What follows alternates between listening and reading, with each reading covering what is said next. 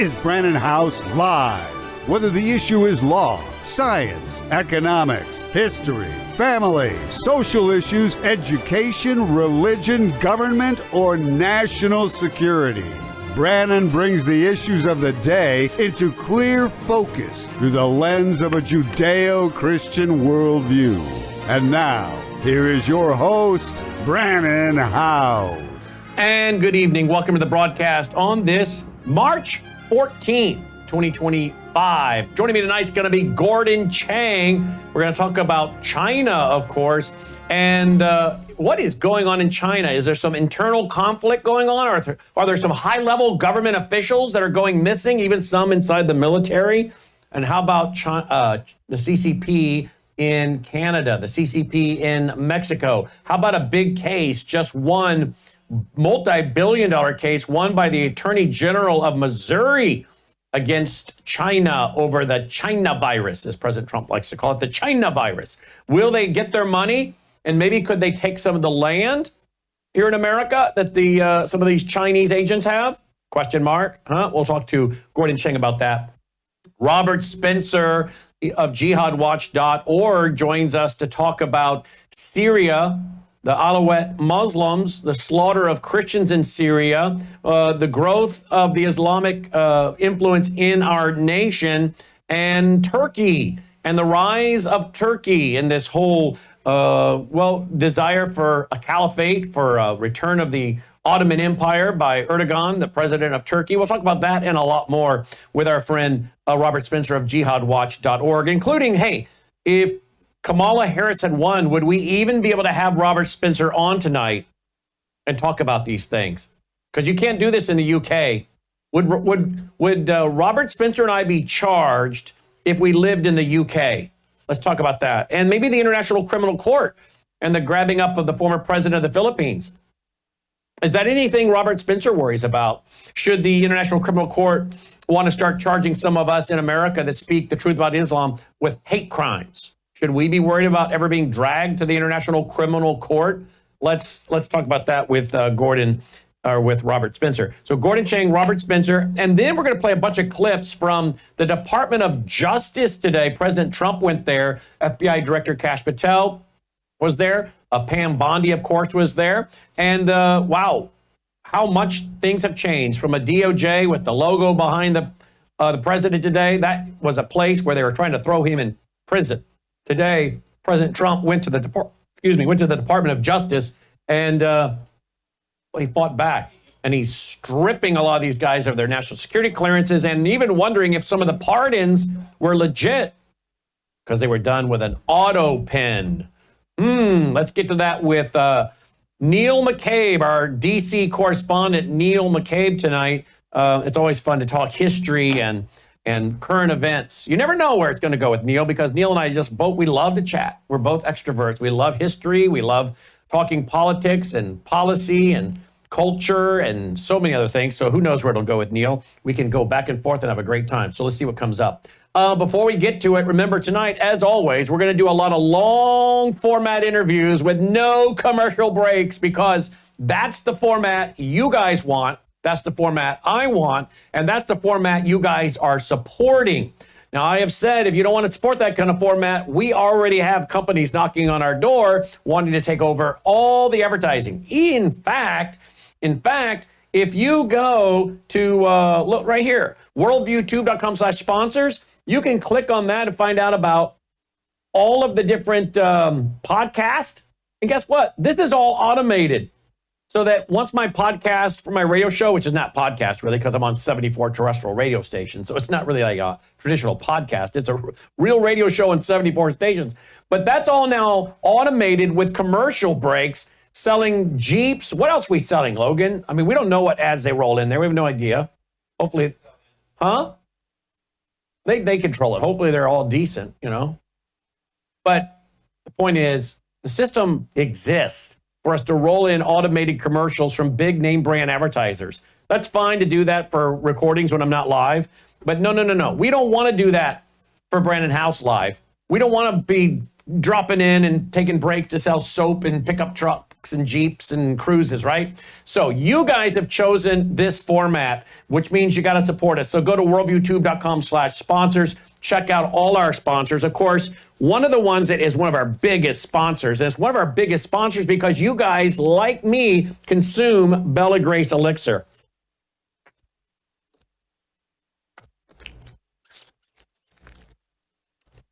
That's all there is to it. Why are you laughing, Logan? Huh? What? Why are you laughing? That's all there is to it, folks. I just took in a ton of collagen, cat's claw, and those poor little kitties. Don't you feel bad for those little kitties? There's no real cats involved, folks. It's a bark from a vine out of Peru called cat's claw. It's an anti-inflammatory. And then there's astaxanthin, okay? So check it out. MelissaHouseBG.com. Hey, Logan is on the Bella Trim. Logan, how much weight have you lost now? You've lost like 3 pounds and you've been on this how many days? 2 days and you've lost 3 pounds already. Oh, it was water gain. Oh, were you retaining water, Logan? Logan was retaining water. Well, he says he lost 3 pounds and he's on Bella Trim now. Does it curb your appetite, Logan? All right, so check it out. Melissa's on it. Logan's on it. Bella Trim. You can find out about it at MelissaHouseBG.com. It's also good for your cardiac health. There's all kinds of things. She gave me a list. She gave me a list the other night. Where is it?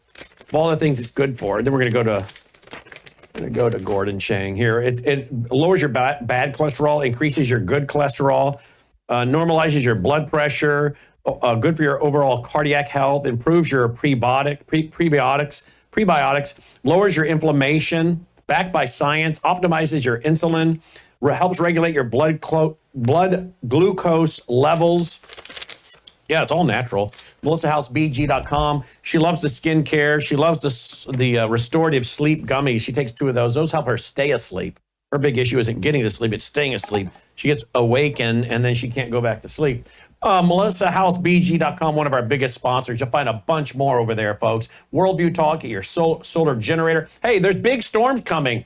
But if the power goes out, I got a Generac. But if the Generac, something happens, I got a solar generator. So again, make sure you have your prepper gear. Big storms coming through the Mid-South this weekend. We'll see. Hopefully nothing happens. Check out worldviewtalk.com, Worldview Healthcare, your ivermectin, worldviewwater.net to drink clean water. Check out all our sponsors. We fully believe in them. Squish for Life. This is Numi to detox your cells. Get rid of all the toxins in your system. Some studies show it may remove mercury from your brain, helping prevent Alzheimer's, dementia, and Parkinson's. Worldviewtube.com/sponsors. Let's get going. Joining me now is Gordon Chang. He'll be one of the keynote speakers at our October 3rd and 4th conference, along with who else? We got Sidney Powell, we got Alex Newman, we have Mark Mitchell, the lead pollster at Rasmussen. We have Dr. Lana. Those are the ones I can think of off the top of my head. I think we got more than that.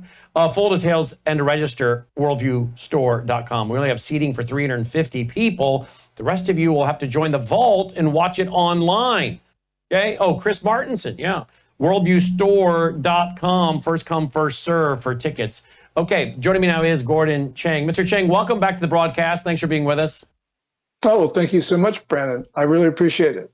We're glad to have you with us. A lot in the news. You tweeted out 11 hours or so ago, what happens when a militant nuclear weapon state tears itself apart? We're about to find out. Tell me about what's going on in China, please. Yeah, over the last week, there have been about a half dozen senior Chinese military officers who have disappeared. Whoa. The person you have on your screen is the number 2 uniformed officer, General He Weidong. His disappearance has yet to be confirmed, but news of this was just yesterday. And really what's going on right now, especially in the Rocket Force, which is the branch of the Chinese military that controls almost all of the country's nuclear weapons, there have been a lot of disappearances, even a suicide among a senior officer. this is getting dangerous because the Chinese regime right now looks like it is fighting each other. The military is especially very unhappy with Xi Jinping. We know that because in PLA, People's Liberation Army propaganda organs, they're praising collective leadership, quote unquote. That's a direct slap at Xi Jinping's style because Xi Jinping has basically taken power from everybody else. Military is not happy about it, and that means there's a lot of infighting. All right, so now we also have China, Russia, and Iran. They're about to hold joint military exercises together. What do you make of this? Yeah, this is in the Gulf of Oman, started a couple days ago. There are not that many ships involved, but they chose a very high-profile, crowded part of the sea to hold this exercise. This was political, and this follows on from today, where you had the deputy foreign ministers of those three countries met in Beijing and issued some statements that weren't entirely complimentary of the United States. President Trump has said, look, we're going to deal with this either with an agreement or militarily. The Iranians, who are hell-bent on a nuclear weapon, didn't take very kindly to that. China and Russia have supported them in their statements at that meeting in the Chinese capital. So this is another crisis that is just waiting to happen. And let's take a look at this one right here. Iran Observer is noting that Iran and Russia joined forces to produce semiconductors. Russian and Iranian technology companies will work together on technological developments and meet the demand for chips in both countries. I think this is also at a time, I have another story, I'll bring it up while you're talking, where China, I think, is building a supercomputer or super chip that's like, I don't know, 1,000 times or something more powerful than Google's. Yes. The Iranians don't make computer chips. So when you see an Iranian weapon, like a drone, it's got Chinese semiconductors in it. And now Iran wants to make its own. Russia seems to be helping them. This just shows there is tightening bonds among those three, actually four, when you add in North Korea. So we're dealing with a situation where these countries have made it very clear that they're going to work with each other, they're going to support each other, and they're going to fight to take down the existing international system. Yeah, here's the article. I have it on my phone. I think I can bring it up here on computer as well. Here we go. Yeah. Let it load. There it is. China unveils new quantum supercomputer, which is 1 million times faster than Google's supercomputer. Everybody's racing to get these supercomputers. Yeah. Well, there you go. How might they use their computer, Mr. Chang? Well, they're going to use it for military purposes. You know, you combine it with artificial intelligence, you get something that can really move fast. With a lot of these Chinese breakthroughs, they are a lot less impressive than they are reported to be. So, for instance, DeepSeek, which on January 20 released its R1 model, shocked the world. It was a lot less impressive than it was reported. They spent a lot more money, took a lot more time, required many more chips. And by the way, DeepSeek they violated OpenAI's terms of service by copying their large language model. DeepSeek trained its large language model by basically taking everything from OpenAI, which is a U.S. company. So, there's an arms race in AI, and there's also one in quantum computing, and the Chinese are neck and neck with us. So, they may have something that's faster, but I really, really I worry that this is just not what people are saying it is. What about Elon and his relationship with China and what he's doing? When you come here in the fall, I don't know if you want to drive by it, but we have the old Electrolux facility that's humongous that Elon bought last year. And in like 19 days, he had it trained and up and running. Now he's bought another 100 acres next door to it. He's going to do 1.5 to 2 million chips by 2027. They're using about 2,098 gallons a minute to keep this facility cool. So they're sucking the water up out of the Mississippi River. This is 30 minutes from where I'm sitting right now. What's the relationship in, the whole DeepSeek, Elon Musk, Grok? He's calling this colossal, by the way, which is kind of interesting. I did not know until yesterday there was a movie back in 1970 called Colossal. It was a sci-fi movie about how a gigantic supercomputer holds the world hostage and threatens nuclear war. And apparently in the movie, Russia has its own version of this big supercomputer as well. I'd never even heard of the movie until yesterday when Patrick Wood pointed it out to me. And that Elon is calling his system Colossal. What is the relationship between Elon and China when it comes to what he's doing here versus what he may be doing over there? That's a very important question. And it's a question that the Senate asked about 5 years ago. And the reason is people are very worried that because of Tesla's gigafactory in Shanghai and Tesla's reliance on the Chinese market, people are worried that Beijing is going to lean on Elon Musk, not with regard to Tesla, but with regard to SpaceX, because Elon Musk also controls SpaceX. And SpaceX is critical because if we're getting back to the moon, which is absolutely we have to do, it's not going to be because of NASA, and it's not going to be because of Blue Origin. It's going to be because of Elon Musk. So people are worried that China will exercise its leverage over him that way. I trust that Elon Musk is tougher than that, but you got to remember that Elon Musk says some pretty pro-China stuff about, for instance, Taiwan, stuff that, by the way, is not true. So we got to worry about China's influence over the world's richest man. Well, particularly when it seems as though the next war might be fought in space, right? Or from space. Well, yeah, you could say that the war will be determined by whoever wins in the first half hour. Who takes down whose satellites. That has a big effect on a war. So clearly we've got to do something, and we haven't defended our space assets like we should. So we're at mortal risk of losing the war before it begins. Look at this article headline, guys. This is from Gordon Chang, article written yesterday, 2 days ago, March 12th. Will South Korea expel the U.S. on the Korean Peninsula? Freedom is at risk. Democracy is at risk. Everything is at risk. And we've talked about this before. South Korea possibly going communist. Hard to even believe we're talking that way, is it not? Yeah, actually, it was posted this morning. Though they probably used the old date because it got delayed because of because Ukraine. it says updated March 12th, published March 14th. There you go. Yeah, this is a really important story. The president of South Korea is a conservative, Yoon Suk-yeol.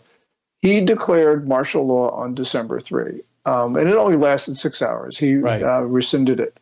But he has been impeached because of that by the National Assembly, which is the unicameral legislature controlled by leftists. The leftists control it because they stole elections in 2022 and 2024, by the way. So right now, his fate is being decided by South Korea's constitutional court. If they remove Yoon, then within 60 days, the country has to hold a presidential election. Now, the leftists, if the vote were fair, probably wouldn't win that election. And to give you a sense, Yoon was really unpopular before martial law. His approval rating was somewhere around 15%. Today, depending on the poll, his approval rating is like 46 to 51%.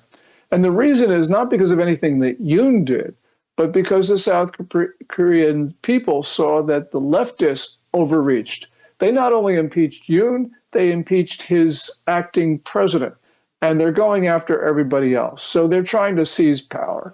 The guy who runs the leftist Democratic Party of Korea is a real bad actor. He's very pro-North Korea, very pro-China, very anti-U.S., and he's ruthless. So this is a guy, if you go back, before Yoon, there was a leftist president, Moon Jae-in, also of the Democratic Party of Korea. Moon had views which were just as bad as Ye's views. Yi Jae-myung, who's the current leftist leader. But Moon was not that relentless. Now, Yi Jae-myung, the current leader of the leftists, he is just really a villain. And so really what we have is that he might actually seize power and turn South Korea into, first of all, a communist state, and then merge it into North Korea. So everything is on the line right here. And the people in South Korea know it, which is the reason why Yoon's popularity has skyrocketed, even though he has been held in detention. Or maybe because he's been held in detention. Tell me about this article. The U.S. can control the world's light switch. March 2025, brand new report by you.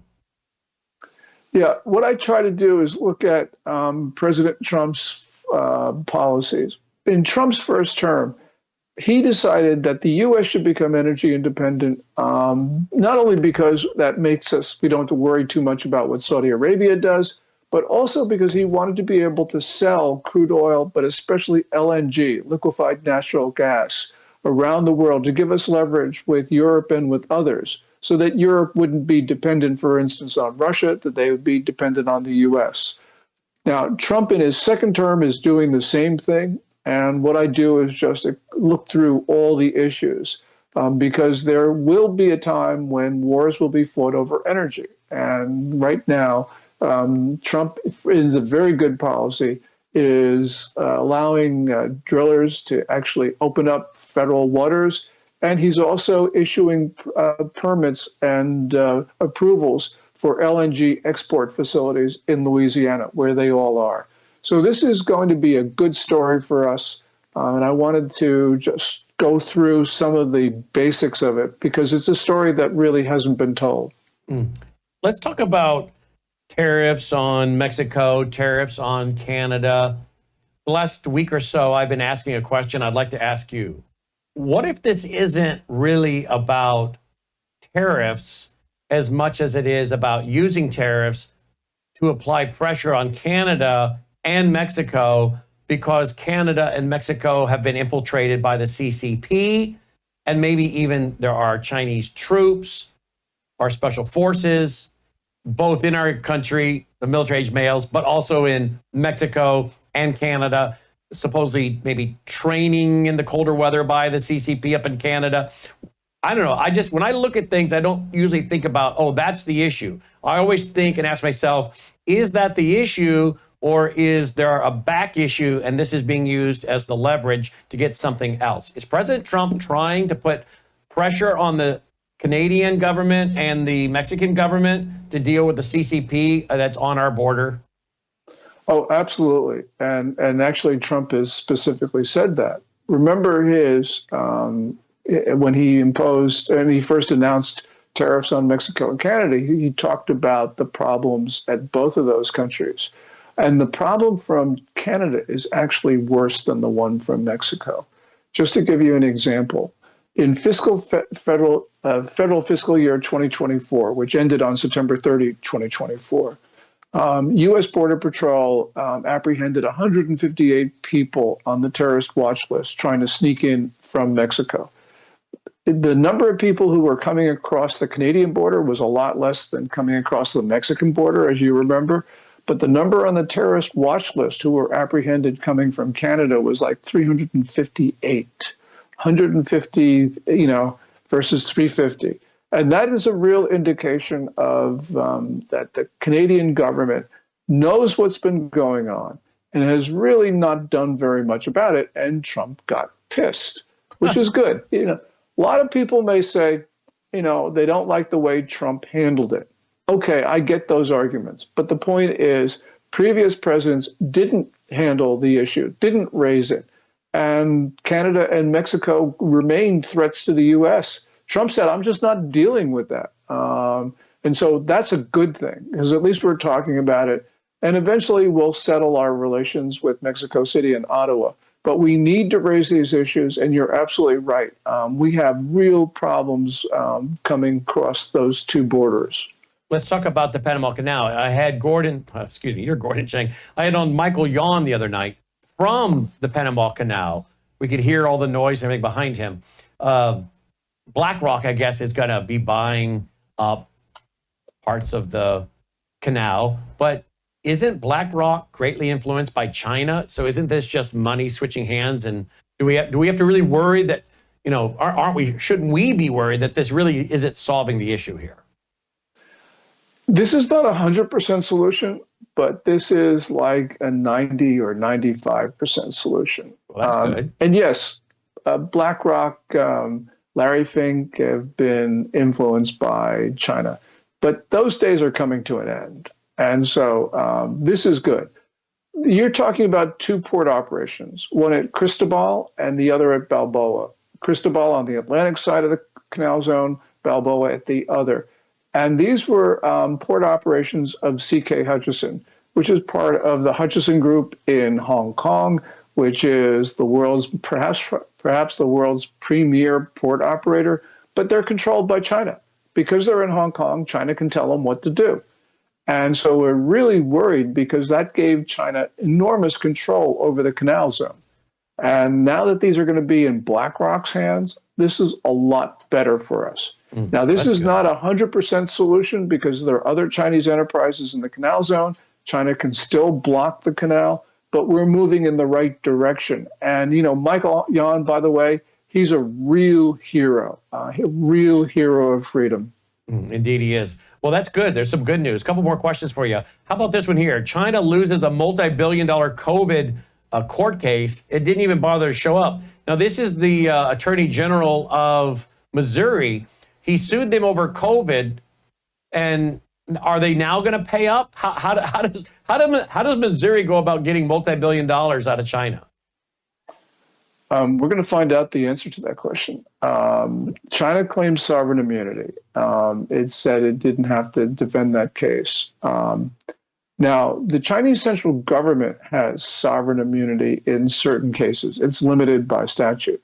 Now, the Chinese Communist Party, by the way, doesn't have sovereign immunity because in China, there are 9 political parties that are recognized, the Communist Party being only one of them. Now, if you are only one of 9 political parties, you can't be sovereign. Now, of course, as a practical matter, the Communist Party is more important than the sovereign in China, which is the central government. But for instance, the Chinese military, that's really assets of the Communist Party. So if Missouri can find a destroyer someplace, it's subject to attachment. But of course, it's China, and so courts are going to give it great deference around the world. I don't know how this one ends up. I think it's great that Missouri pursued this because China deliberately spread coronavirus around the world. Once it broke out into the Chinese population, Xi Jinping took steps to spread it beyond China's borders. That's 7 million people killed, including 1.2 million Americans. So we got to do something about this for a lot of reasons. And it's not just justice. It's also we need to establish deterrence to show China that they can't spread another disease. Well, if they can tie, Mr. Chang, some of the land that China's bought in the U.S. to the CCP, I guess, why can't we use that to make good on the judgment and get some of our American land back out of the hands of the CCP? Yeah, most of that land is not bought by the CCP or by the Chinese central government. It's bought by Chinese nationals or Chinese companies. And so there's going to be a question of whose land is it? And there are other issues there. But if you could tie those people to the CCP and that this is just a laundering and money and shell game, is it worth pursuing to try to get some of this land out of the hands of the CCP, out of these people? Absolutely. We got to get all the land, all our agriculture and ranch land out of the hands of Chinese nationals. Chinese nationals are doing some pretty pernicious things with it. And it's not just the espionage, it's also illegal marijuana grows. Chinese parties in Oklahoma are basing human trafficking operations on the land. This is really dangerous stuff. No American can own a square inch in mainland China. So the question is, well, why do we allow the Chinese parties to own land here, especially when they're doing bad things with it? So, yeah, we got to do something about it. And hopefully, Missouri will the courts will allow Missouri to seize some of this land. Indeed. 2 more questions. Here's Marco Rubio put out a tweet. Beijing is pressuring other governments to send Uyghurs and other groups back to China where they will be subject to torture and enforced disappearances. In response, Ed State Department will immediately take steps to impose visa restrictions on government officials involved in those forced returns, including the recent instances of 40 Uyghurs from Thailand. Individuals complicit in China's atrocities will be held accountable. Have you been shocked or pleased when it comes to Gordon or Secretary of State Marco Rubio? Yeah, this was magnificent, and I just put that out on X. It just says magnificent. Thank you, Secretary Rubio, because we've got to hold these officials around the world accountable, because China's committing genocide against the Uyghurs, the Kazakhs, and the other Turkic minorities. And officials in other countries who send back Uyghurs are sending them perhaps to their death, certainly to a gruesome future. So this is wrong on the part of Thailand to do that. Thailand is a treaty ally of the United States. We need to have some really serious conversations with Bangkok about this. The country's going sideways, and we just got to make sure that China doesn't take it over, because China is extremely influential in Thailand right now, as evidenced by Thai officials deporting those 40 Uyghurs, which was just unconscionable. And then final question. Are you pleased so far with what you're seeing out of the Trump administration, or is there something that you think they should be doing differently or doing more? Yeah, in general, on balance, I think the Trump administration is doing great things in foreign policy. I don't believe that we can do a reverse Nixon. In other words, woo Russia away from China. And President Trump is obviously trying to do that. That is not realistic. I think Putin is going to give us a hard time, and it's going to set us back. But apart from that, Trump's doing great things on China. He's doing great things in the Canal Zone. I love this because we need to have an assertive America because there's so many problems that his predecessors let slide, and we got to deal with them. Trump's dealing with them, and the American people should support him, because if Trump succeeds, America succeeds. Amen to that. At Gordon G. Chang, make sure you get the G in there. At Gordon G. Chang to follow him on X. Check out his book, Red Plan, and all the other books. Just put his name into Amazon. You'll find him. Hey, as always, thank you for being with us. Yeah, thank you, and look forward to seeing you at your conference, which should be so much fun. We do as well. It'll be great to be together. Thank you, sir. Thank you. Mr. Gordon G. Chang checking in. Follow him on X at Gordon G. Chang. And again, put his name into Amazon. Find his great books. And yes, he'll be with us in person October 3rd and 4th. That's a Friday night and a Saturday. There are only 350 seats. We lowered the price of the tickets this year to $99. We're able to get our costs down by moving it to the Mid-South and a new facility, a beautiful theater. But the theater only seats 350. So it's going to be a first come, first serve. It's centrally located in the United States of America. Easy driving for many of you. The airport in the Memphis is a very middle-sized airport. Easy to get in and out of. And we are in a safe, middle class, upper class, a suburb of Memphis. And all the details are at worldviewstore.com, including the hotels to use to book your rooms and whatnot. So I hope you'll join us. Otherwise, you need to be a member of the Vault, and then you can live stream it as well. worldviewtube.com/vault, worldviewtube.com/vault. All right, there you go, folks. We just did another long format interview. That was about 25 minutes, right, Logan? Yeah. About 25 minutes. Now, how many commercial breaks would the average network have taken in that 25 minutes? Not us. We're sticking to this format, which is you support us, and we say no to advertisers outside of our sponsors. We say no. Sorry. Will you do that? Will you go there now? Worldviewfoundation.com, worldviewfoundation.com. You'll also find our mailing address there.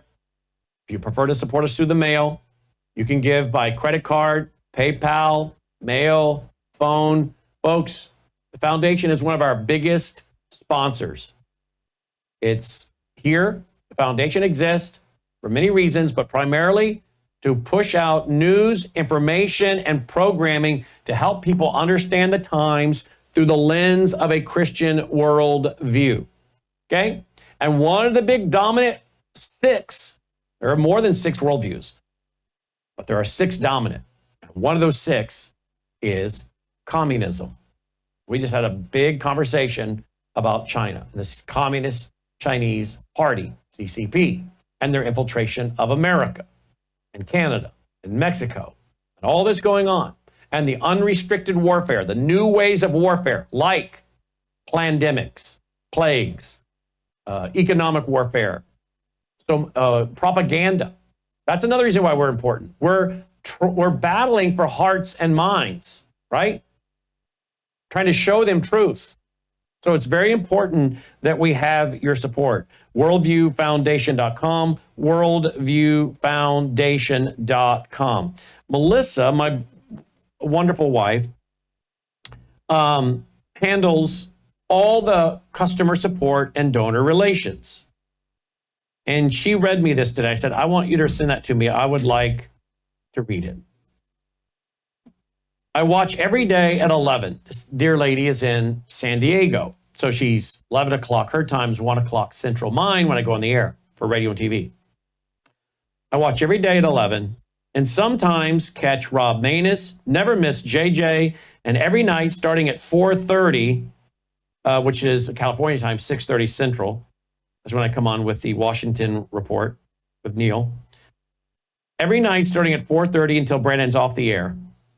Love the programming, content, and biblical perspective. I'm behind enemy lines in Rainbow, San Diego. Pro LGBTQ. They've gone mad there. I wonder if she knows Karen Kingston. Karen's in San Diego, isn't she, Logan? Love my church, but you are my lifeline to sanity. Now, folks, thank you, dear lady, for sending that on. It's a great encouragement. And I'll tell you, folks, we get so many texts, so many emails, so many handwritten letters like that. So I hope you'll support us so we can keep going and growing and doing what we do. And keep it free. Keep that player out front where everybody can watch and everybody can get informed. We've now have shipped out and mailed out 7,000 of these business cards that talk about Worldview Tube front and back. We're reprinting them now. We're reprinting them, and on the back, we're going to put a QR code. One of you, I have a smart audience. One of you, and a lot of times when you guys suggest stuff, we do seriously consider it. Sometimes we actually do it. One of you yesterday said, why not put a QR code on there on the back that brings you right to the What About page, where people can find all about your 35-year history. I thought that's a great idea. So those are being reprinted. And right now, you can go to Worldview Store and get your free business cards. Go to worldviewstore.com and get those. There's 20. We'll send them out to you absolutely free. Spread them around. And see, the beautiful thing about you supporting us through our foundation and our sponsors is we can invite new people to watch. Nobody has to pay. You know, how do you convince someone to pay to get behind a paywall 24/7 when they don't even know anything about you? Well, they don't have to. Now, yeah, we have our vault, and we'd love to have them access all of our years of stuff, right? But our 24/7 stream is there. And when you tell them about it, it's free. What do they got to lose to go watch a little bit? I like what one of our listeners said to someone. They said, watch for 30 days. See if you're not more informed. Watch Worldview Tube for 30 days. See if you're not better informed. But we're going to put the QR code on the back for the next ones, where anyone that scans it, it's going to bring them right here to this page, our new About page. We announced this yesterday afternoon on radio. We are getting so much great feedback. You can look at it at worldviewtube.com/about. Worldviewtube.com/about. Learn about our 35 years since I started as a public speaker with my first book in 1990. In fact, you click that, and then anything that's got a red play button on it, anything that has that red play button is a video, and then you can see my first documentary on the New Age movement in 1991, filmed in Arizona. So I hope you go to worldviewtube.com/about. But anytime you see those red buttons, that's a video behind that. And we're getting so much great feedback where people saying, I didn't know you guys had done all this, or that you had done all this, House. And to see the growth of your organization and the development and the perseverance. There I am on the O'Reilly Factor in 1999. So a lot of people are really enjoying this. And our music all our concerts and family pictures and photos. And now people are loving this right here. They're loving the fact that now we're on to another generation. Another generation is doing this. Logan is at the desk and doing this, and folks are loving watching that. So again, come on over here at worldviewtube.com/about and check it out. Let's see what else. Yeah, I don't guess there's anything new. I found a few extra pictures the last 24 hours, and he's going to add a few new ones. But there's a lot of fun there. And again, it helps people see that that we've got a long track record, and we're sticking to the course, folks. That's one of my favorite photos on Capitol Hill with Sonny Bono. The man was the perfect height. All right, I'm just saying. The guy was, we saw literally eye to eye, Sonny Bono. In fact, I was in his office with I think Tom DeWeese was there and a few others, and we were meeting about education and what the progressives and globalists were doing in education. And Sonny Bono and his staff, and there was a few meetings over the few months, they understood more of what we were talking about than almost any of the other Republicans. And I don't know if that's because Sonny Bono came from a more of a Hollywood progressive background, but he totally understood what we were talking about and the need for a free, independent educational system where you weren't merging education with industrial production, as you see in the 10th plank of the Communist Manifesto. But a lot of great memories there. I hope you'll check it out. worldviewtube.com/about, worldviewtube.com/about. And of course, remember, worldviewtube.com, spell it right, sponsors, okay? Get you to all of our sponsors. Let's go to the dolly cam real quick before we go to our next guest, Robert Spencer. There's the dolly cam, a little off center, but they can move it. It's robotic. She is sound asleep tonight. I guess she didn't hear the beginning theme music, did she? She's out like a light. Yeah. Now you guys are trying to wake her up. You're going to get her going. The guys in the control room were calling her. All right, she's on Gatana, folks. Half a scoop every day. Every day she's on a half a scoop of Gatana. I take it every day. She takes it every day. Maybe Melissa will bring it to me here at the news desk.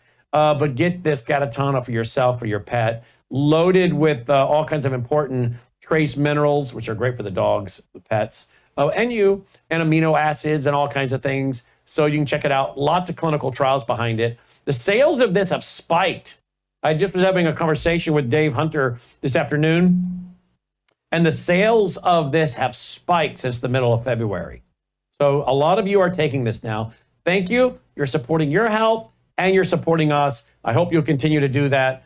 worldviewtube.com/sponsors to log in to Gatana, get a subscription, and find out about all our sponsors. All right, but let's keep it moving. Let's get to our next guest. Joining me now is Robert Spencer of jihadwatch.org, jihadwatch.org. Robert, welcome back to the broadcast. Thanks for being with us.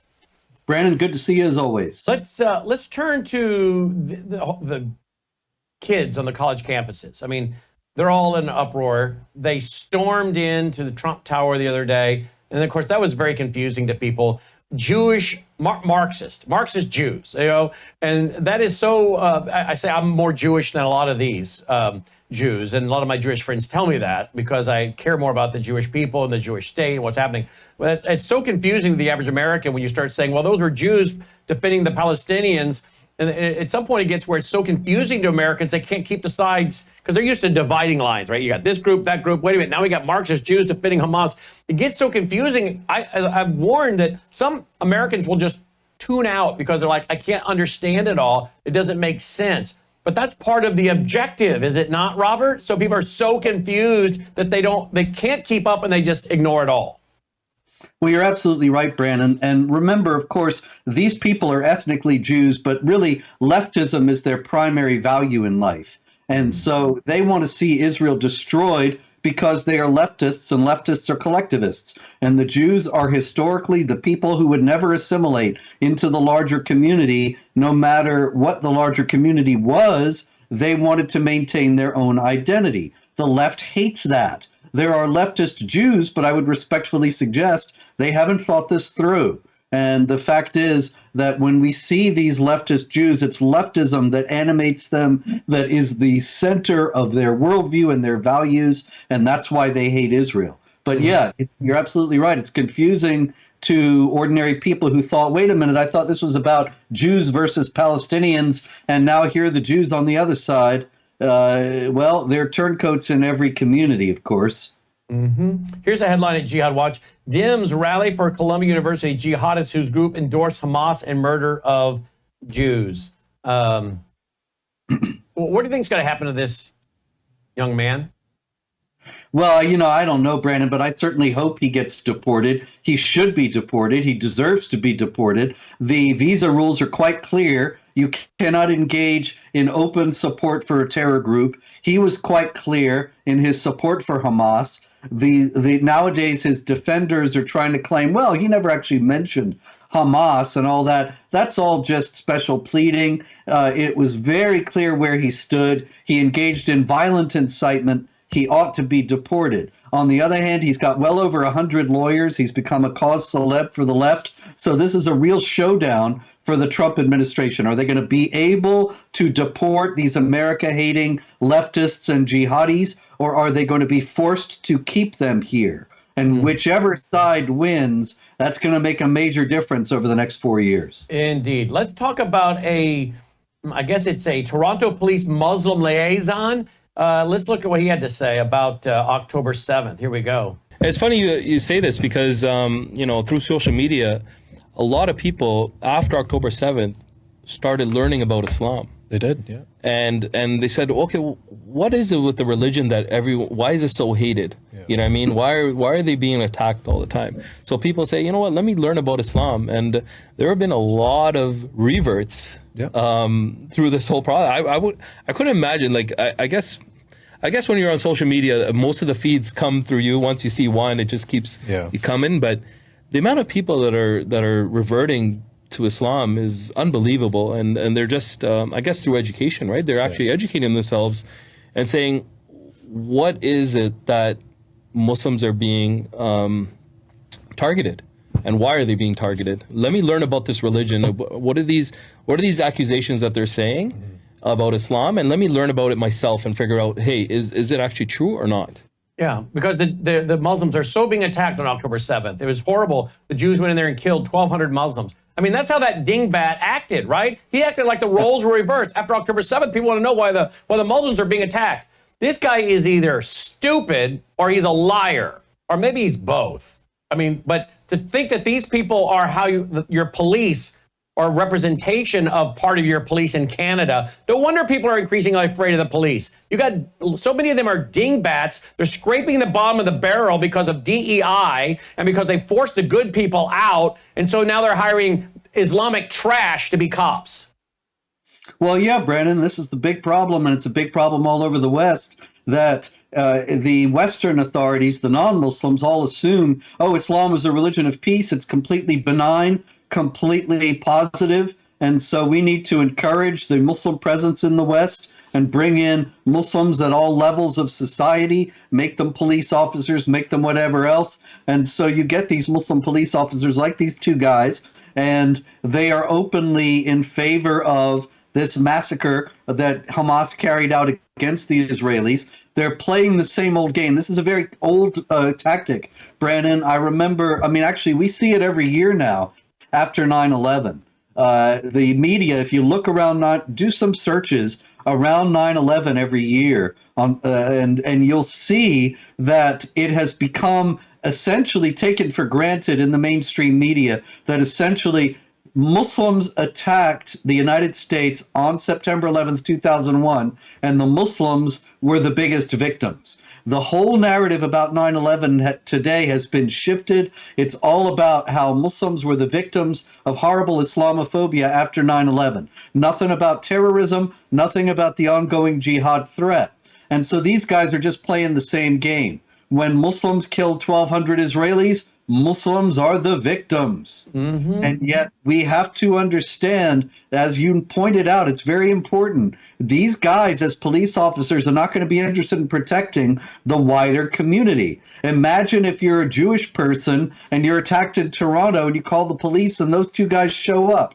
Whose side are they going to be on? What kind of help are you going to be able to count on? And this is a massive problem that the West is creating for itself and refusing to face. Or how about if your family is swatted, as seems to be a growing trend, and even this week has been all over social media. My friend Joe Pags, I was just texting with Joe Pags the other day. Joe Pags was swatted, in the wee hours of the morning in a rural area of Texas.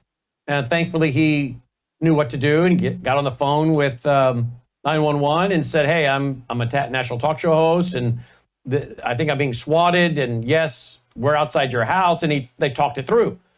But imagine if this was a group of Islamic trash that showed up wearing police uniforms when you've been swatted. How do we know they're not in on it? That's an excellent question.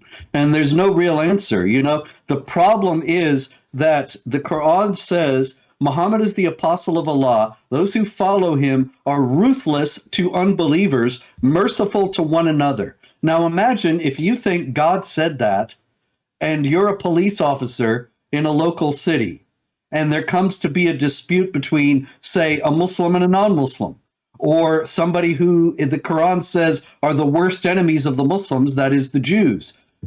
Whose side are you going to be on? You got to be ruthless to the unbelievers. This is what the Quran tells you to do. And so the idea of to protect and to serve the entire community, it doesn't even exist in the Islamic context. And nobody is talking about that.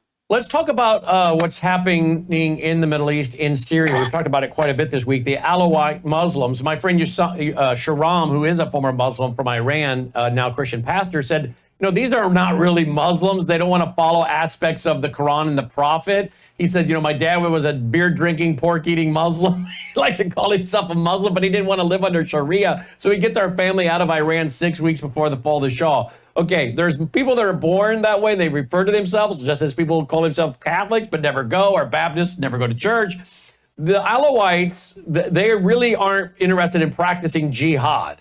And these people, you have an article on your website this week, that the Alawites know that their enemy is not Israel. Speak to this, please. Yeah, the Alawites, it's a very strange sect that's kind of an offshoot of Shiite Islam. But most of the Muslims, especially the Sunnis, do not regard them as Orthodox Muslims at all. And even a lot of the Shiites don't either. And so they're under suspicion. And of course, that kind of suspicion can bring a death penalty in Islam. They have been hostile to Israel for years. Bashar Assad and his father, Hafiz Assad, they were Alawites. They were hostile to Israel.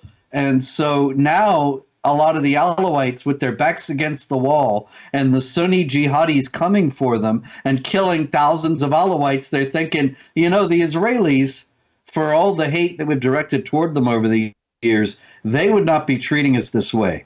And the Druze have appealed to Israel for help. A lot of the Alawites have done so as well now. And it's kind of ironic in light of the Assad regime's 50-year-long record of hostility toward Israel. Let's go to this one. Syria. Human rights groups say jihadists are telling Christians you're next. This is obviously, we have a lot of Christians in Syria that have already been killed. But on a global scale, in America, what trends are you seeing? Well, as the Muslim population grows in the United States, and here again, nobody's on this. Nobody's paying any attention. Nobody cares. You're going to have the same thing we're seeing in Europe with all Muslim areas or predominantly Muslim areas enforcing Sharia, not respecting the law of the land, making non-Muslims feel threatened when they're there. And those places are going to grow, and the non-Muslim areas are going to contract until ultimately there are conflicts between the Muslim and the non-Muslim areas, as we see throughout history. There has never been a society where non-Muslims and Muslims have lived together in peace. The Muslims always commit acts of violence against the non-Muslims. Why did we think that we're going to be any different in America? And didn't we just see somewhere in New Jersey, the capital of Palestine declared in New Jersey? Robert? Yeah. Yeah, it's an honorary thing. I don't know if you can hear me. I see that I'm visually frozen, but anyway, if you can hear me, we're good. Yep, yeah, we can hear you. A town in Jersey, city in Jersey, honoring the Palestinians by making a sister city arrangement. It's kind of ridiculous, or even stronger than that. It's kind of ridiculous, but it just goes to the prevailing ignorance about the nature and magnitude of Islamic jihad that we see all over the United States, all over the place. And in New Jersey especially, a lot of people don't realize when they think about Muslims in the United States, they usually think about Dearborn, Michigan, and the Detroit area in general. But New Jersey has a massive Muslim population, and that is growing. And there are Muslims in positions of very high influence in Jersey. So it's not surprising that it would happen there. And then, of course, we got Yasser Qadi in Texas, who was down the street from us at a mosque down the street, literally. He's now in Texas building a 402-acre Sharia compound. And apparently the governor of Texas has said that's not going to fly there. But then again, this is the same governor that allowed Colony Ridge, which was a massive neighborhood of illegal immigrants building houses not in code, and it took a helicopter to fly over. Michael Yon and Todd Bensman, who are regularly guests here, both have been guests this week, they got in a helicopter and to fly over it. That's how big it was. And the governor of Texas let that happen right under his nose. Not to mention all these compounds that were built for so-called refugees in Texas that we have pictures of from drones. So I'm not so sure I think the governor of Texas is going to do much about Yasser Qadi's compound other than blow some smoke about it on social media. What say you? Yeah, I'll believe it when I see it. I share your skepticism, Brandon. But I'll tell you, if this place is built and populated by Muslims, you're going to start seeing disputes between the locals in the area and the Muslim community. You're going to start seeing those disputes turn violent. You're going to start seeing riots. You're going to start seeing demands made upon the local authorities and the state for special accommodation for the Muslims. This script has played out everywhere in the world that Muslims have gone. And so it's not going to be any different in Texas. As we get ready to wrap, tell me your thoughts on Erdogan of Turkey, where we're going, his role in the Middle East, his growing role as he, I guess, seeks to rebuild the Ottoman Empire. What do you see on the horizon when it comes to Turkey? Well, I think Turkey ought to be expelled from NATO and not regarded any longer as a U.S. ally. But unfortunately, nobody's talking about that either, even though he has, as you said, he's made it quite clear he wants to be the Ottoman Caliph. He wants to restore the Ottoman Empire. What's happening in Syria right now is a Turkish takeover. And the jihadis in Syria who are massacring the Alawites and the Christians are Turkish-funded, and they are Turkish clients. And it is all part of Erdogan's aspirations to gain control over Syria as a whole, as well as over other countries that were once part of the Ottoman Empire. As a matter of fact, Ahmet Davutoglu, the former prime minister of Turkey, recently made it very clear. He said, look, Turkey once ruled Gaza as part of the Ottoman Empire. And that means even today, the Gazans are Turkish citizens, and that is Turkish territory. And it's clear that they got designs not just on Syria, but on Israel, Gaza, the whole area, because the Ottoman Empire once ruled it. And Europe. I mean, we're just watching Europe fall. The things that you can't say in Europe anymore. I mean, this most of the conversations you and I have would get us arrested. Your website, Jihad Watch, would certainly get you arrested in Europe, would it not? Oh, yeah, no doubt about it. As a matter of fact, it's blocked. It's very hard to get it in Britain and in significant areas of Europe now because the authorities are there. Of course, they're authoritarians. They hate the freedom of speech. They're pro-jihad. So they just don't want this news getting to their people. So look at this one. Canada drops federal Islamophobia guide that deemed it racist to criticize anti-Israel activists. So if you criticize Israel, you're fine, but don't criticize real Islam. Yeah, if you say that the Palestinian nationality was invented in the 1960s as a weapon to strike at Israel, then under this guide, you would be subject to criminal proceedings in Canada. I'm happy to report you might have noticed that story was from Wednesday, and even just since then, the Canadian government got such a backlash about this guide that they've already dropped it. So that's good for now, but I'm sure they'll be trying again later. Okay, so what some of the leaders in Europe have said, Americans, you're not out of our reach. You post stuff online we don't like, we could come for you. And I think it was, maybe it was the Jay Sekulow at the American Center for Law and Justice warning about Americans, you better check before you go overseas. Because you go to the UK, you touch down over there, and you've posted stuff on social media they don't like, they might arrest you. So you might want to be careful going over there.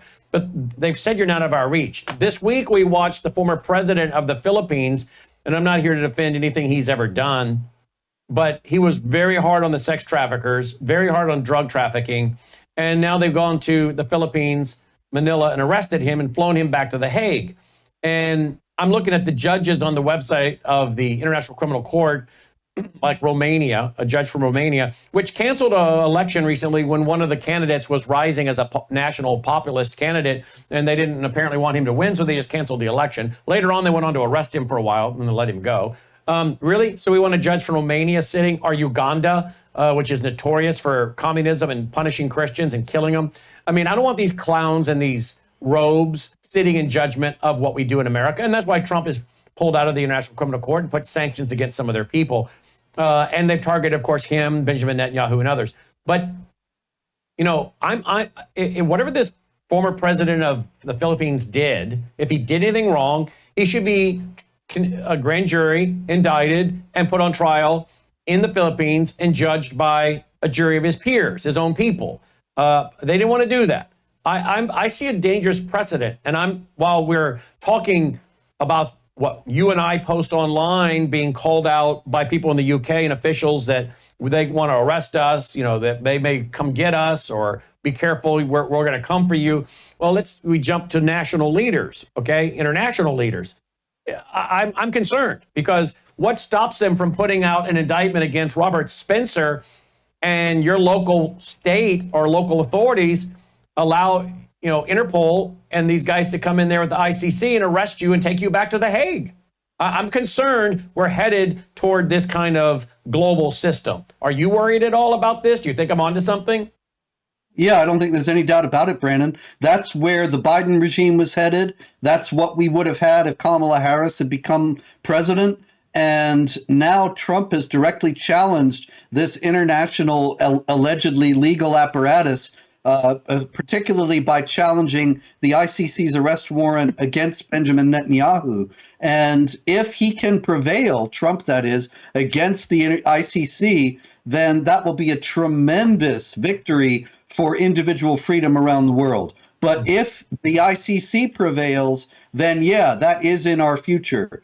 That American citizens exercising the freedom of speech will be arrested on American soil by foreign agents in service of these international powers. And when that happens, a lot of Americans will go, wait a minute, how did this happen? How did we get here? Well, why didn't I know about this? If I'd only known, right? That's always the thing. Well, if I'd only known, right? Absolutely. And we'll be going, hey, we were just, Robert Spencer and I and a few others have been telling you for decades this was coming. Exactly. Folks, if you want to educate folks about this so that we have more people that are aware so we can push back against it, jihadwatch.org, very historically accurate website, current news and information and analysis and commentary, and then the great books by Robert Spencer, Anti-Semitism, History and Myth, The Critical Quran. He has so many books. You'll find them there on his website. Just go and check it out, jihadwatch.org, jihadwatch.org. And you can also follow him on social media. Robert, thank you for your insight, your education, your information, and your bravery. Thanks, Brandon. It's always great to talk to you. You too, my friend. Robert Spencer checking in, folks. Jihadwatch.org. Hope you'll check it out. Jihadwatch.org. All right, folks. So have you ever wondered in part why there's such a push for artificial intelligence to get rid of human workers? Well, I'm sure there are a lot of reasons, and I'm not sure I'm in favor of a lot of them. But I think we can pretty well say that a lot of Americans are not getting smarter. If there's anything that proves evolution is not true, that we're all getting better, it would have to be just simply man on the street interviews. Our educational system has failed. We spend so much money on education at the state and federal level, but it seems with every generation and every school year, a lot of the high school and college students just get dumber and dumber. Well, there's somebody out there on social media. A guy showed me a guy that goes out there and does these man on the street interviews. And I said, we've got to get a collection of those and show our audience, because maybe this is one reason why companies are looking to go toward robots and artificial intelligence. Not only because they're looking for people who will work when we have millions of people, millions upon millions, not in the workforce because they don't want to work. Then we just have such a horrific educational system. Would you want to hire from this pool of workers? Watch this. How many dimes are in $1? 100. 100. There you go. Is that wrong? Yeah, it's 10. What is 77 plus 33? 77 plus 33. That'll be 100. How many weeks are in a year? 60. Steve, how long is a quarter of an hour? A quarter of an hour? A quarter of an hour is 25 minutes. What do you mean? Yep, type it. How you get that? How you get that? Because you got to think about it. A quarter of 100 is 25, and then a quarter in itself is 25 cents. Like, So how many minutes are in 1 hour? how many minutes are in 1 hour? 60 minutes. Come on now. Okay, if you were born 7 years ago, how old would you be today? If I'm 25 now, that's minus the 5 from 20. That's 20. Minus the 2, that'd be 18. Yep. 18 years old. Okay. Yep. If I say it's a quarter, if I say I'm gonna meet you a quarter past 5, what time would that be? 25 minutes after 5. Which No. 25 minutes after 5 is 5:25. Oh, boy.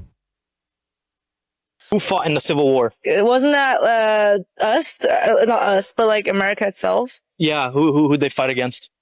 The the Christians. When was the War of 1812? 18. I don't remember. Like, take a wild guess. 1879. Yes, correct. That's a crazy guess. No way. Yeah, no. So can you tell us how you got 1879? I remember it from my survey history class. Stop the cap. When was the War of 1812? When was the word 18? Oh, I'm getting I'm not about to get roasted, but like, you said what's the country or what? No, sorry. When was the War of 1812? Like, when did it happen? What year? I would say probably like in the 1800s. Like, around what? 1801. Yes, right on. How many inches are in 2 feet? I'm not about to get roasted, but I'm just 1 inch and 2 feet. Bro.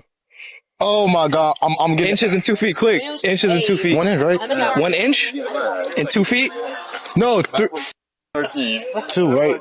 Yes, 2 inches. How long is a quarter of an hour? Long as a quarter of an hour. Wouldn't that be 25 minutes? 25 minutes for a quarter of an hour. It'd be like 4 quarters. Yeah, right. What year was the U.S. founded? 1492. 1492. How'd you get that? You learned it in class, or? How did I get that? I don't know. Oh, okay. All right. How many dimes are in $2? 200. 200. Okay, there you go. How'd you do that? Math. Math? I did that with math? Wow. And now I guess we know why artificial intelligence is being so well embraced by American corporations. Oh, wow. Well, there you go. Hey, feel good, America, about all the money you're spending on education, because it's certainly paying off. I'm not so sure about that. All right, let's get ready for our next guest. Joining me now is our D.C. correspondent, Neil McCabe. You can find him on all socials, at Reporter McCabe, Wow, how the times have changed. President Donald J. Trump goes to the Department of Justice. The very building and logo behind him today is the building and logo that we've seen for the last 4+ years of them trying to put this man in prison. Today, as the commander-in-chief and the chief executive officer, he went to that building. He stood in front of that logo, and he now begins to, well, fight back against the deep state, the lawfare. A lot of clips to go through with Neil McCabe. Neil, welcome to Brandon House Live Prime Time. Very good to be with you, sir. And this, you're right, this is just an amazing turn of events because, of course, this building is named after Robert F. Kennedy, and Pam Bondi, the Attorney General, has one portrait in her office, and that's of the late Robert F. Kennedy, who, of course, was the Attorney General with his brother Jack Kennedy. And, of course, Robert F. Kennedy Jr. was a key supporter of the president, really critical in his building a coalition to win the election in 2024. And now he works just up the street at Health and Human Services. And so things do come absolutely full circle. And like you said, it was the Justice Department that pressured the FBI to raid Mar-a-Lago. And everyone remembers, at least Trump supporters, everyone remembers where they were when Mar-a-Lago was raided. I believe that was the real point of psychic damage, right, in this 4-year interregnum. Because when the FBI raided Mar-a-Lago in full battle rattle with basically their hostage rescue SWAT team, what they were really saying is, we are not afraid of you. It's one of these it's one of these principles I look for all the time. It's does this person have fear or no fear? And when they raided Mar-a-Lago, they said, we are not afraid of Donald J. Trump, and we are not afraid of his voters. And I guess the subtext was, and if you don't behave, you're next. Because if we can come after him, we can come after you. And now here he is at the Department of Justice, which I guess just to add on, has always considered itself a private fiefdom, right, with feudal sovereignty, with its own sort of rights and prerogatives to basically do whatever it wanted. And this president is actually trying to integrate the Justice Department into his administration when, frankly, in the first term, the Justice Department was trying to impeach him, throw him in jail. And so there it is, Brandon. What a day. What a day. Historic day, in fact. Let's go to a couple clips we got here. One more and a couple. We got a few. Here we go. Here's the first one. Those who think they've been pardoned, maybe not so fast, says President Trump. Crooked Joe Biden got us into a real mess with Russia and everything else he did, frankly, but he didn't know about it. And he, generally speaking, signed it with AutoPen. So how would he know? That AutoPen is a big deal. I don't know. You know, they're having who's doing this? So when my people come up, Will and all of the people, Steve, they come up and, sir, this is an executive order. They explain it to me. And, 90% of the time I sign it. 99% of the time I say do it. But they come up and I sign it. But you don't use AutoPen. It's, number one, it's disrespectful to the office. Number two, maybe it's not even valid because, who's getting him to sign? He had no idea what the hell he was doing. If he did, all of these bad things wouldn't be happening right now. Wow. That's, want us to wonder if this is actually going to be tried in court. Is an AutoPen a legitimate legal document now?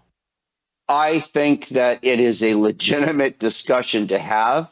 When I was a younger man, I was tasked with using the AutoPen at Coast Guard headquarters. Back then, you know how Thomas Jefferson would keep copies of his letters with the two pens that were sort of connected with a stick. So the principle of the original AutoPen is that they would there would be a wooden wheel and they would cut notches on the inner circle of that ring, and the stick would follow the notches, which would replicate the signature. And so you would go in there, and I worked for one admiral, and other guys worked for other admirals, and you'd basically have to find the admiral's wheel, and then you'd put it on, and you'd sign, promotions or memos or whatever it was. But, it wasn't, we weren't signing pardons, right? We weren't signing executive orders. We weren't signing legislation. And who knows? I mean, I don't know. Young Petty Officer McCabe was not, I guess I could have slipped in some some documents or something, I don't know, for the admiral to sign. But in the Biden White House was like the Flying Dutchman. It was a ghost ship, and no one was in charge, but nothing really moved forward for the country because there were so many different factions at war with each other. And I imagine that the fight for the auto pen must have been quite the battle inside. I'm waiting for some news. Like, some people have to come clean. Maybe we have to offer them immunity. Maybe we have to offer them pardons, or maybe we just have to bribe them, because frankly, we didn't really break the FBI. We didn't really break the mafia until we allowed the FBI to buy people off. And so maybe that's what we have to do. We just have to, either public funds or some wealthy individual will just buy off some of these Democrats and to tell us what really happened. Yeah, indeed. All right, here's President Trump at the Justice Department on those 51, I guess it is, intelligence officers on the Hunter Biden laptop. Here we go. That's why on day one, I signed an executive order banning all government censorship and directing the removal of every bureaucrat who conspired to attack free speech and many other things and values in America. My administration stripped the security clearances of the disgraced intelligence agents who lied about Hunter Biden's laptop from hell. We revoked the clearances of deranged Jack Smith, Alvin Bragg, Letitia James, and the crooked law firms that aided their partisan persecutions. And I went through it. These are state and city courts, and the corruption is unbelievable. We also terminated the clearances of the Biden crime family and Joe Biden himself. He didn't deserve it. In fact, he was essentially found guilty, but they said he was incompetent, and therefore let's not find him guilty, I guess. Nobody knows what that ruling was, but I didn't want any part of it. I think I would have rather been found guilty than what they found with him. They said he didn't know what the hell he was doing, and therefore he's let him go. I said, I'd rather be convicted, Pam, I think, than that. That was not, I said, please convict me, don't say that. I pardoned hundreds of political prisoners who had been grossly mistreated. We removed the senior FBI officials who misdirected resources to send SWAT teams after grandmothers and J6 hostages. And it was a great honor for me to fire, I will tell you this, a great honor to fire James Comey. A great, great honor. That was nothing. There was no better day. A lot of people said, oh, that's too bad you did that. And they said that's going to be, and you know what? A year later, they said that actually saved the administration, because the level of corrupt things that we learned after that turned out to be that they were doing, in fact, really bad things. He was a terrible person, did terrible things, and persecuted people. And all in the guise of being an angel, but he wasn't an angel. Wow, there you go. Neil? Yeah, well, James Comey was a horrible human being. I mean, just talking about James Comey, Trump really reached out to him. Trump, tried to make it work, but Comey was filthy. And of course, there was that famous January 5th meeting in the Oval Office with intelligence leaders and Barack Obama and Biden. This is like, a week and a half before Trump was sworn in for the first term. And basically, they all conspired and said, how are we going to undermine Trump? And so, Trump basically tried to work with Comey. Comey went with him with the Steele dossier and said, listen, we know about this and we have it under control, but I just wanted to let you know that this thing exists. What Comey was really saying is, we have compromising material on you, and if you fool around with the FBI, we will release this material. That was the message. Trump tried to work with him. In fact, Trump had 3 private dinners with Comey at the White House in an attempt to get to know the guy and build a relationship with him, who he frankly inherited. And what Comey did was, every night after he left the White House, he typed up his notes and gave them to a law professor friend of his so that they could use what they could to set up Trump for a special prosecutor the whole time. And then we find out that Comey was sending honeypots, these female agents, in undercover into the Trump campaign to try to get dirt, to try to frame people up. It's just nasty. And of course, these guys who lied about the Hunter Biden laptop, it certainly affected the election. That if the Hunter Biden laptop had become part of the public record 2 weeks before the election, of course it would have had an effect, and it would have torpedoed Biden's campaign.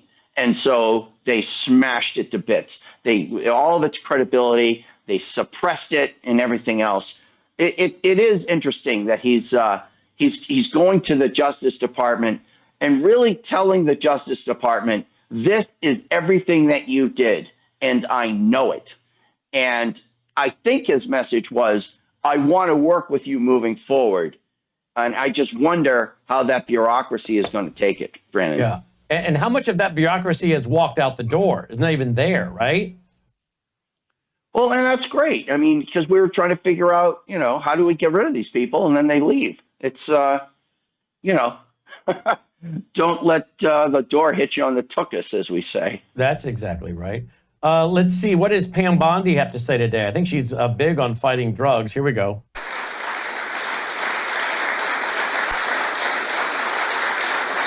On stage, we have, this is 180 kilograms. It represents, not real, of fentanyl. Okay. So this represents 1 kilo of fentanyl. In its pure form, this 1 kilo can kill 500,000 people. The 180 there, in pure form, could kill 90 million people. That is the population of California, Texas, and Florida. That's what we're dealing with in our country. That's why angel moms go around the country. That's why Donald Trump has taken such a hard stance against cartels, securing our borders, getting these gangs and drugs out of our country. But look at that. That can kill 3 states in its pure form. That should terrify everyone. I see our senators made it. Did our senators? Thank you. Well, there you go. They're waging war in the drug cartel. And last night we had Todd Bensman on. We really had an exclusive footage here from him over in Mexico. He was embedded with the military. He'd never really gotten this before. He asked, they're like, are you kidding? They called him back immediately. They wanted him embedded with the military in Mexico to take him up what they called bulldozer trail or something. But they've bulldozed a hill. They've bulldozed a hill right into the mountains where the military can get in there and watch. And they wanted this American journalist, Todd Bensman, who regularly reports with us, was in our studio in February, embedded to get the story out to show the Trump administration we're doing this because Trump's saying if you don't do this and cut down on fentanyl flowing into the country, we're going to have these tariffs. So this administration is not fooling around, apparently, when it comes to drugs. No, not at all. And I would look for strikes, military strikes against these fentanyl factories and warehouses and truck convoys. The ambassador to Mexico has already hinted at it. We already, when you go online and you see some of these open source intelligence websites, these people who track military and spy planes as they're flying around, the spy planes and the military reconnaissance planes have been basically mapping Mexico and doing their targeting. And this is something that was never done before. Even in the first Trump administration, they didn't really have the planes flying over Mexico like they are now. In the first Trump administration, Trump was trying to sort of fit in. Trump was trying to be a regular president. He was trying to go along to get along. Obviously, he had an agenda, but he just wanted to get along with Washington. He's a guy from New York, and he wanted to do what he was supposed to do, and he wanted to be a regular president like everybody else. But Washington was not going to let it happen. And so the people in Washington, they waited like snakes in the grass, and every time they had an opportunity, they struck him with poison. And now, over and over again, Brandon, This is an example of something that would have never happened in the first term, and it would have never happened in the second term if that second term began with a re-election in 2020. It's only because of 4 years of exile and all of the things that they did to him that basically hardened his resolve, but also educated him and educated all the MAGA people about the true power of the federal government, because they saw that true power exercised against them. And so now we have the keys, and get ready. And here it comes, Brandon. Yeah, and here it comes. All right, let's see what else we got here. I think we had a little something here from Kash Patel himself. Here we go. See what Kash Patel had to say. The most special rooms in the halls of justice. And it really is a unique experience to be able to be a part of the team that is delivering a singular system of justice for the American people, with a complete and total annihilation of the weaponization of justice and the politicization of intelligence. We have a new FBI, and I'm humbled and honored to be its leader. We have a courageous Attorney General in General Pam Bondi. We have incredible leaders throughout our law enforcement community, whether it be at the FBI, the DEA, HSI, CBP, ATF, and the list goes on. I've been privileged to meet so many of them in my first month on board here. I look around and I see state attorneys generals that have been doing the work hand in glove with local, state, and federal law enforcement. And our mission, and my mission specifically, is to tell you what we've been doing in this first month.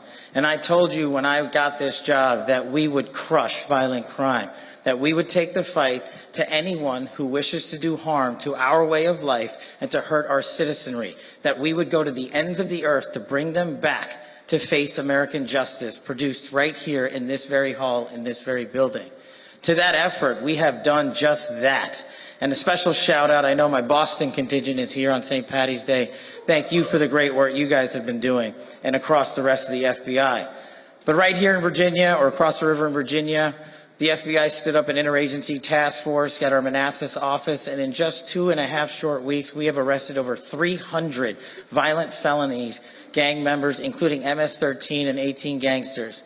We have taken seizure of hundreds of pounds of narcotics and hundreds of weapons and currency and illicit goods. That's just what you can do when you put the brave men and women of law enforcement in one room and get the hell out of their way. And we are going to do that in every state across this country. In Massachusetts alone, in the last couple of weeks, they have indicted federally over 50 violent gang members and narco traffickers, seizing almost 200 kilograms of fentanyl.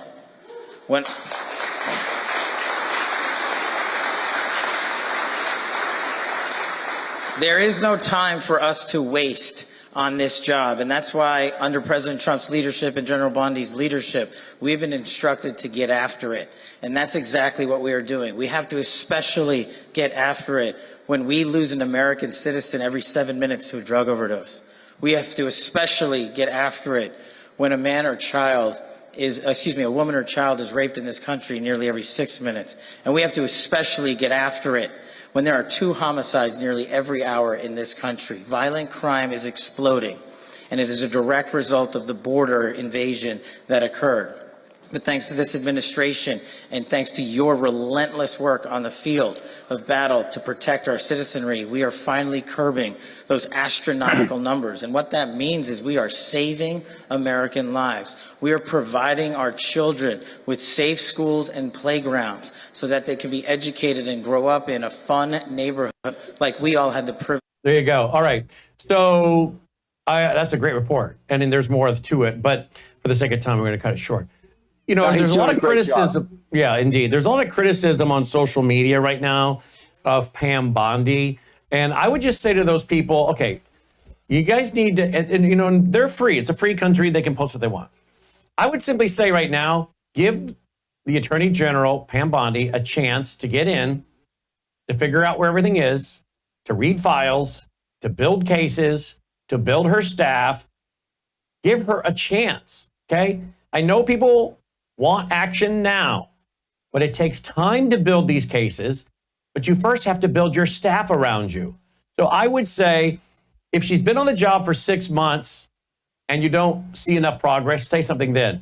But for Pete's sake, give the Attorney General Pam Bondi at least 6 months to get into the job and build the cases. Because I think there's probably things going on behind the scenes she can't talk about, will not talk about, but things are going on behind the scenes. Agree or disagree?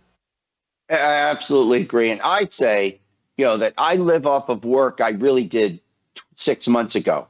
And so, you have to, they're coming in. I think right now what you're going to see is there's a lot of investigations and a lot of opportunities that the Biden administration was suppressing and ignoring. And so people are coming up to them and they're saying to Kash Patel and they're saying to Pam Bondi, hey, what about this? We know about these gangs in Manassas. Nobody wants to do anything. Can you just let us loose?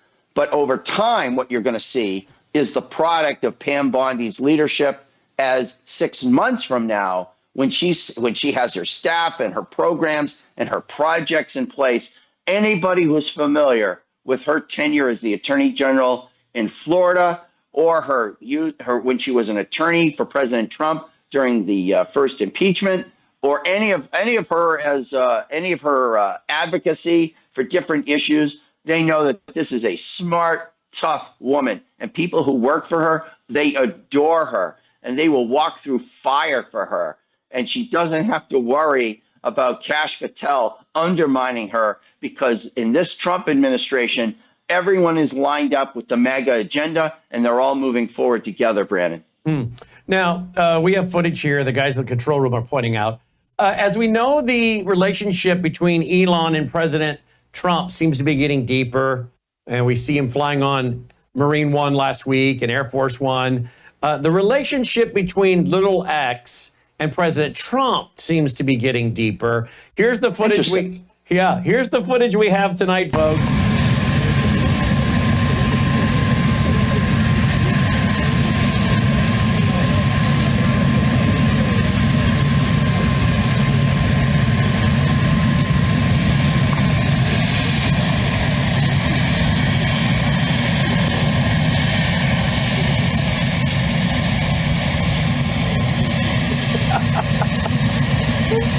This is hilarious. Look at him. That's the second time he's put his hand on his shoulder. Let's go. All right, come on. That's a great picture there. Here we go. Give me your hand. Let's go.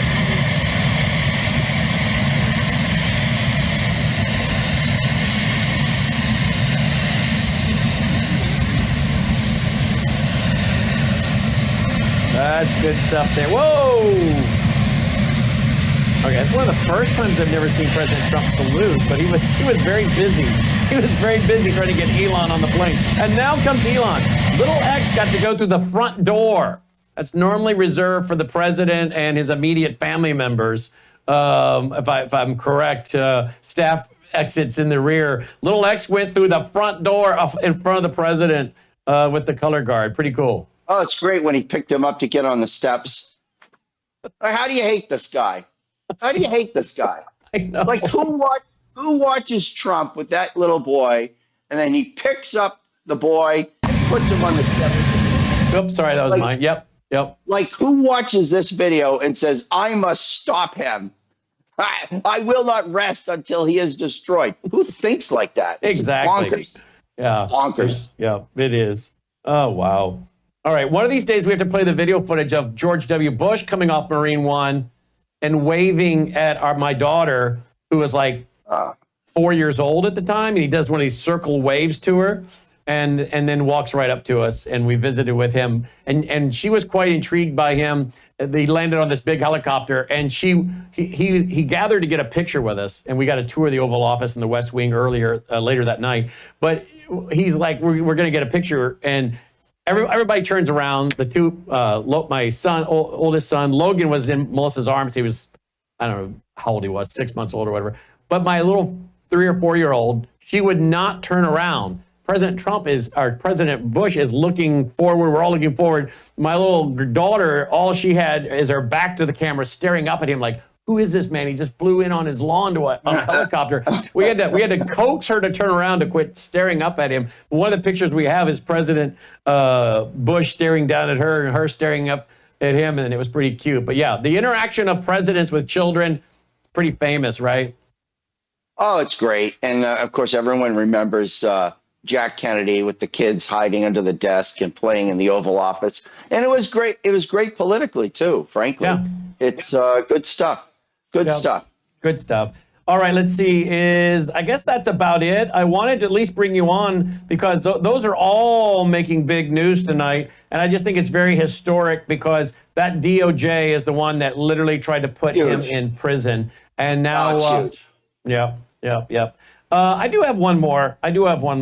Okay, here's that congressman, the dude that thinks he's a woman. Listen to this. We will not take a lecture on decorum from a party that incited an insurrection. I appear to live rent-free in the minds of some of my Republican colleagues. I wish that they would spend even a fraction of the time that they spend thinking about me, thinking about how to lower the costs for American families. I wish they would spend a fraction of the time that they spend thinking about me, figuring out how to make government actually work better, rather than making it work worse in order to prove that government can't work. They are obsessed with culture war issues. The Republican Party is obsessed with culture war issues. It is weird and it is bizarre. Whoa. He wants to call someone weird and bizarre? Are you serious? That is really American odd. people deserve serious. And I have to just ask real quick. Are these people, are these two trying to look like twins? Is this like the I was going to ask, are these the other transgender in Congress? I have to wonder. And if they aren't, can you seriously tell me that woman standing back there behind her in the blue? Okay, I was just watching her face. I would love to know what she's really thinking, because here's what I think she's really thinking. Lord, thank you so much that my son never grew up to think he's a girl and act like this. I mean, I'm just wondering, is that what she's saying? Because I can't imagine, and I don't even know if that woman behind her is married and has a child. I have no idea. But can you imagine any sane mother wishing or thinking that, this is a good thing? I'm glad, or that they would want their son to do this? I don't think so. I think she's thinking about all of the compromises and betrayals to her upbringing that she's had to make to be a successful politician in the Democratic Party. And all of these Democrats are basically, they have to sell out the values they were raised with. They have to sell out the communities and the hardworking people who are in their communities. And then they have to stand with this freak. And of course, House Democrats are just woefully out of step, because they all geeked up to vote against the continuing resolution. And then the Senate Democrats were like, yeah, thanks for that, but actually we're not going to die this hill. So you can, it's like, we received your invitation to the Alamo and we will decline. Yeah, absolutely. By the way, Logan, you want to show that, Logan?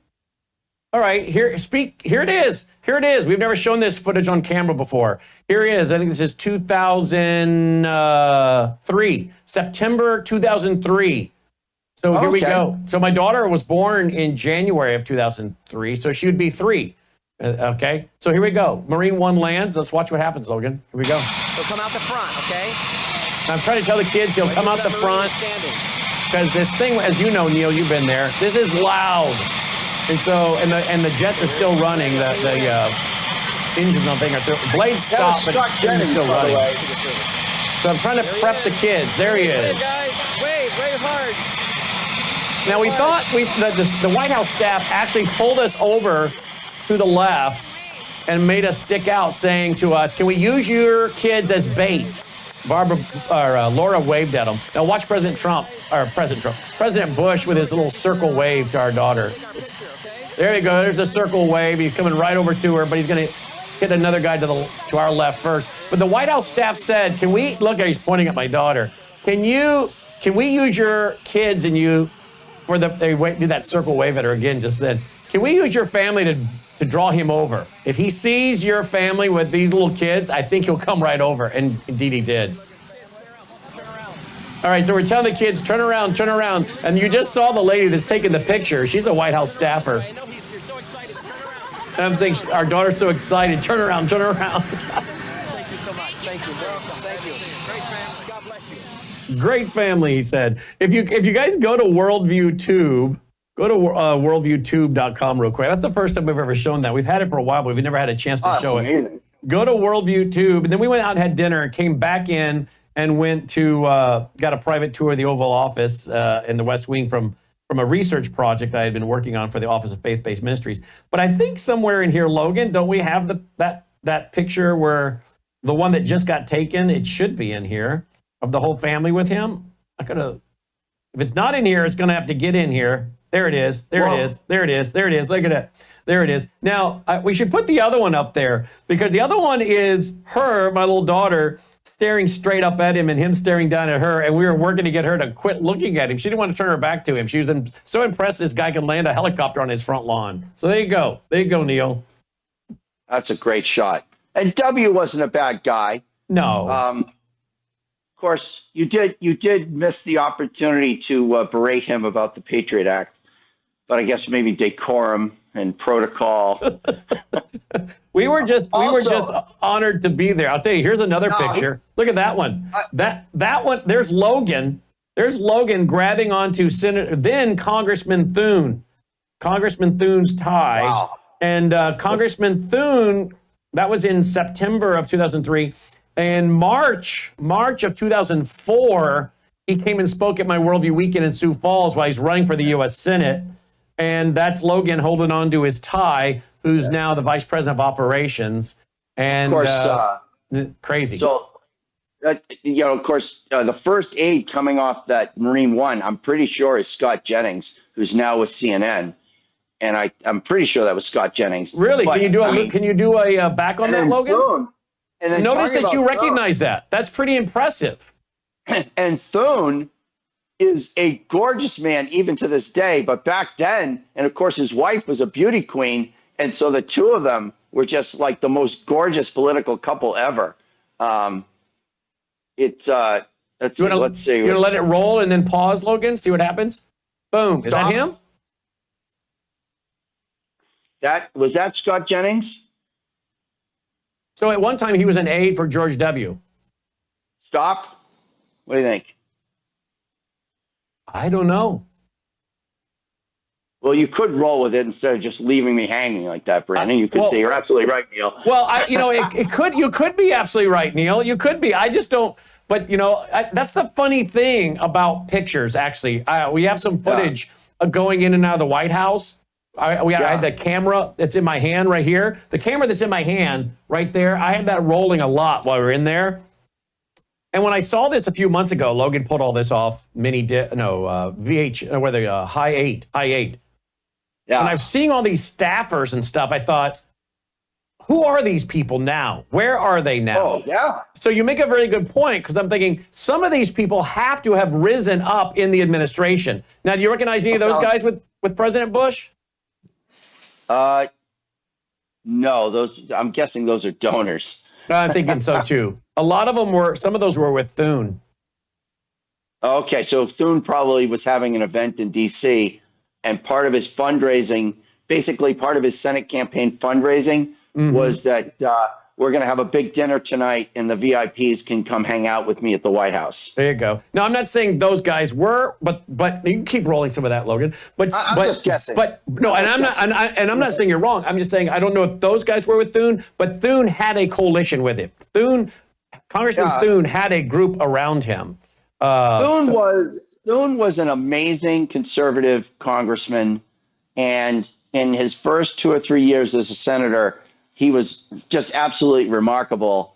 And then he decided to take the leadership track, and so he became, frankly, the problem for many years. But and then with McConnell fading into the horizon, it's now we're seeing Thune. I think Thune is returning to his default setting, or his factory that factory reset, and he's now a conservative again.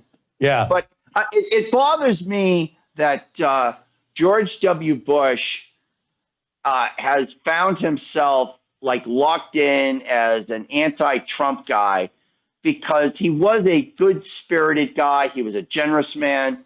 I served under him in the military, and I was always thrilled that he was my commander in chief. I thought, he cared about us, and he certainly devoted a lot of his time as an ex-president to wounded warriors and veterans charities.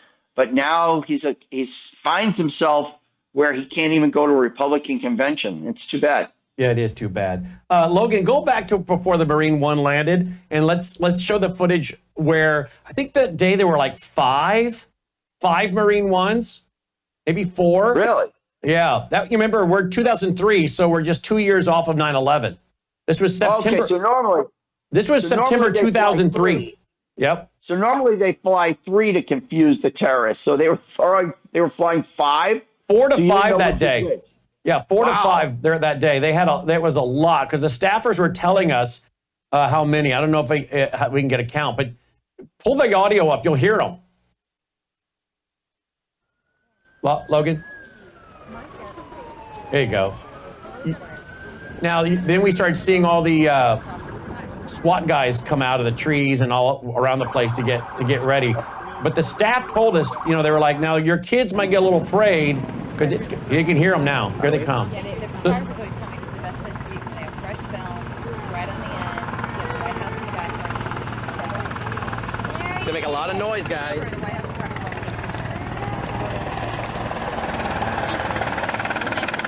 It is so cool.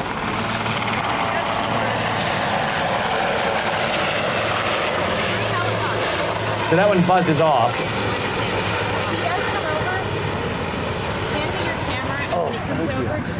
Now the staffer's saying when he comes out, hand me your camera. So I'm being distracted, but there was more than 3 that day. There's another one right there. I want to say there was 4 or 5 of them that day. There was a lot, and the staffers are telling us how that these are going to pull off, and then we don't know which one will land. They're all decoys.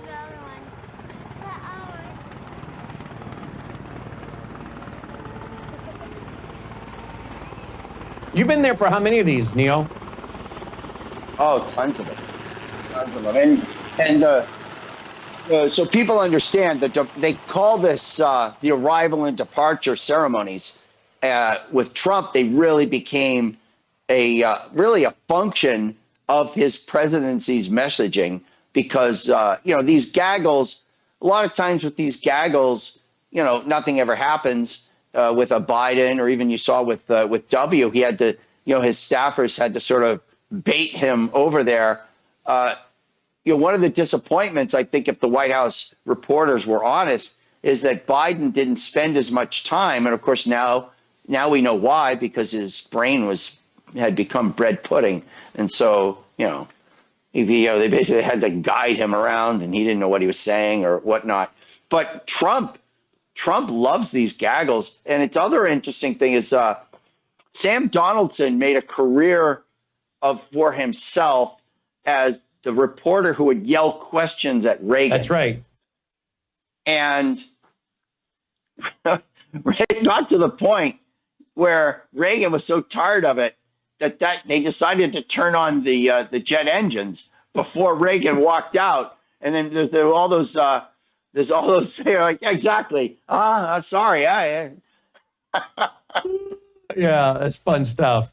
Well, it is pretty remarkable. If anyone ever has a chance to be there, and American citizens, maybe many people are asking, well, I don't know, how do you do that, Brandon? Well, it's oftentimes a matter of who you know, or your congressman, your senator, or like in our case, I did a project for the White House Office of Faith-Based Ministries, and they invited me over. They said, next time you're in D.C., come on over. We'll see if we can get you to the rope line. And it turned into a tour of the West Wing and Oval Office later that night. And but I mean, a lot of real everyday Americans can make the way to the rope line. I can't explain fully how, but they do it all the time, don't they?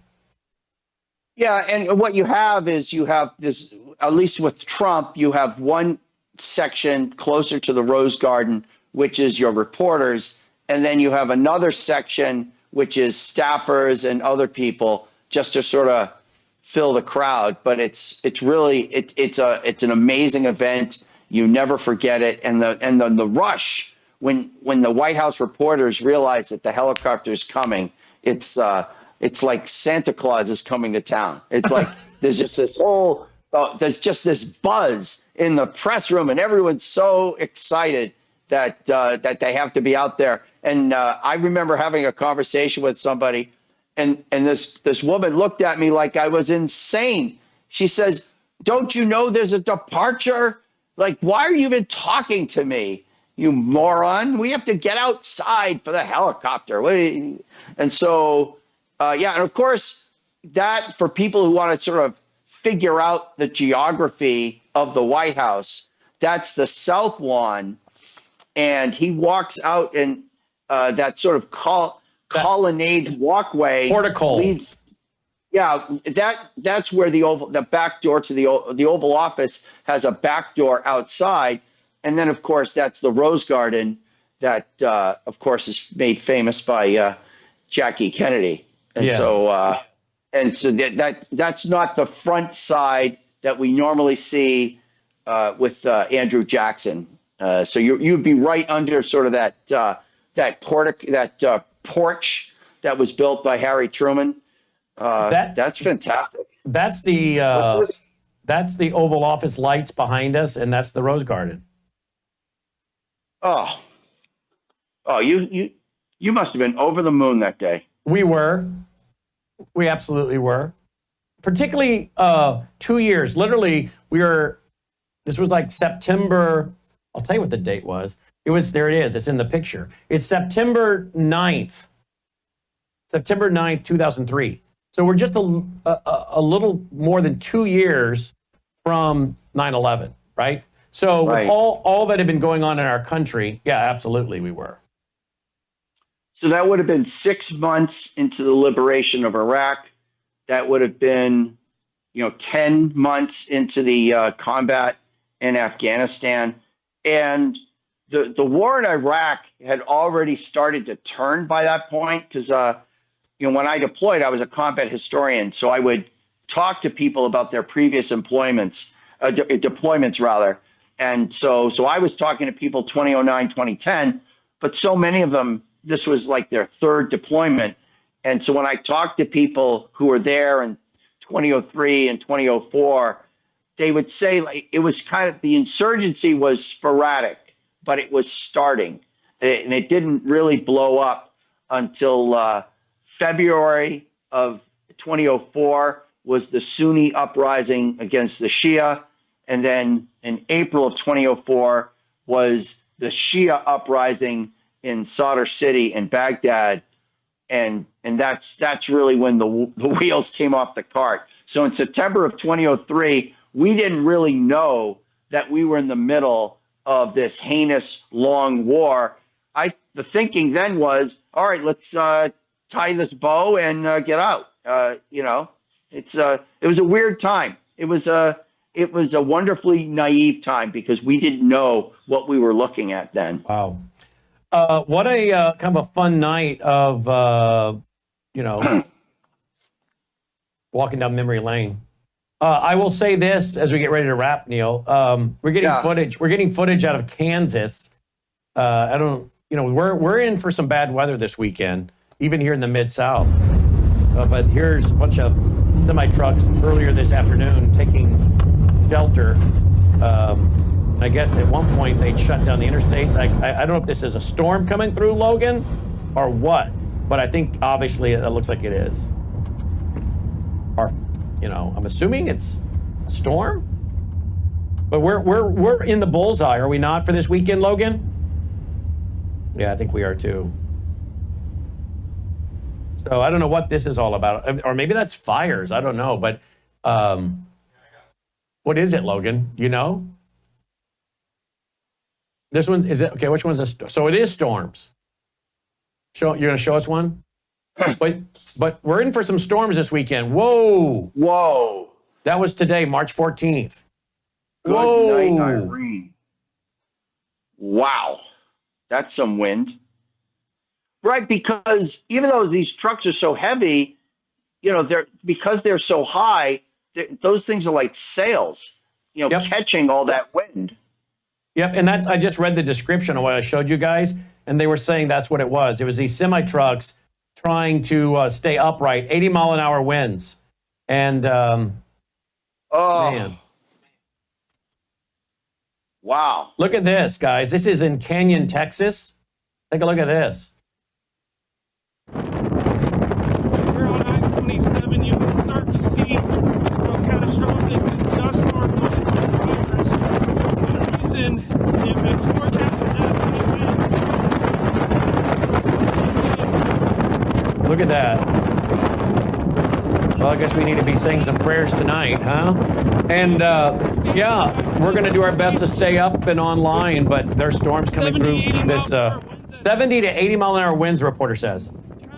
Wow. Of course, it was last week or so, there was an Orlando, Florida TV station, and as the weatherman is telling people about the tornado hit the TV station. Wow. Yeah. Yeah. Yeah. No joke. No, it's not. Let me see if I got any more before I let you go. But they are, but they're talking about, this is downtown Dallas. Look at the dust storm, downtown Dallas. And they're talking about, again, a lot of tough weather this weekend, so we'll keep you posted. All right, Neil, I wanted to bring you in on prime time. I didn't know that was going to go all these places, but you're good at it, and we love having you on board, my friend. Any excuse to say hello. Happy to do it, sir. You too. Neil McCabe checking in, my friends, as we... Reporter McCabe on all socials. At Reporter McCabe. At Reporter McCabe on all socials. Look at this storm chaser here. He's saying visibility is 0, 50-plus cars like this. Kirk Michael, truck driver, currently on I-27 on the shoulder here. And we're riding out this dust storm here in Canyon, Texas. Behind me, there's about a mile plus of wreckage. What would you say, 50 plus? I would say 50 plus. 50 plus vehicles. A few fatalities, unfortunately. Yeah. Horrible, horrible road conditions. If you don't have a reason to be on the roads, please do not be on them. I'm just glad they closed this. Yeah, they've closed I-27 all the way down to Lubbock and all the way into Amarillo and points northward. Let me tell you something, folks. A whole new level of respect for America's truckers came to me when in 2003, June of 2003, we bought our first motor coach and started traveling the country and doing Worldview Weekends by Motor Coach. And we did years of that, years and years and years. And so many of you that are regulars have seen our motor coach in person and seen it parked out front. We drove that thing all over the country. When we went to DC, we were doing an event in DC, outside of DC in Arlington, or Springfield, Virginia, and our dogs were back in our motor coach, and our rental car we were using was parked next to it, and that's how we got into downtown DC. We left the motor coach where we were and went into DC, and we went all over the country in that motor coach. And I'll tell you something, I got a whole new level of respect for tractor trailer drivers after getting a motor coach, because you realize now people run in front of you, slam your brakes on like you can stop in 2 feet, you can't. The winds, like go to that footage of the trucks tipping over. I'll tell you, folks, I have pulled over driving a motor coach because of that right there. Because the winds were so strong, I thought we would flip. That I thought we would. I couldn't keep it between the mustard and the mayonnaise, the yellow line and the white line.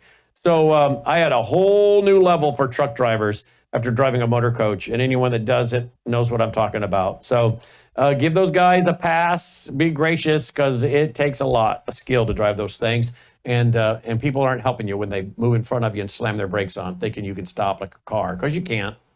And we could tell the difference. When we were loaded down for a conference, and I mean, I'm talking perhaps thousands of pounds underneath our motor coach, of product, books, DVDs. You guys know how heavy books are.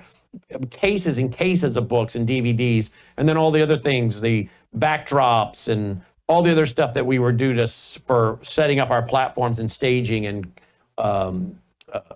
exhibit booth and running a whole conference from city to city, thousands of pounds. So when that thing was loaded, it drove totally different than when it was empty and just us in it versus all the gear that we were traveling with. So yeah, those become very, very difficult to stop on a day where you're empty, much less when you're loaded down and moving fast. But a whole new level of respect for America's truckers. There you go. All right, say some prayers, and we'll try to make it through the weekend. Lord willing, I'll be back Sunday night, 8 p.m. Central, right here as I continue my study on the book of Revelation, Revelation chapter 13, where the false prophet sets up the image in the temple of a beast, an image, and gives life to it, breath to it. It speaks words of blasphemy. We'll get into that tonight. Hey, before we conclude, again, if you appreciate all we're doing, we do need your support. I really do push that foundation hard, folks, because I'll tell you why. Worldviewfoundation.com is one of the best ways that you can support us. It really is. So please, go ahead and go to that, worldviewfoundation.com.